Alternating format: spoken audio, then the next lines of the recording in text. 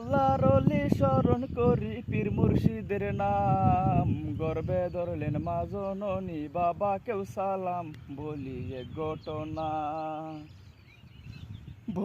এক ঘটনা 2011 সালে, এক রশিতে দুইজন ফাঁসি গাছের ডালে, জেলা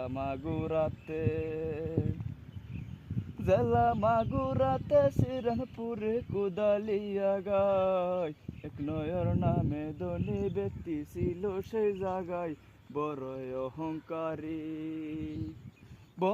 অহংকারী কোর্ট কাছারি মনে করতো না, নিজের জোরে নিজেই চলতো, অভাব ছিল না। তাহার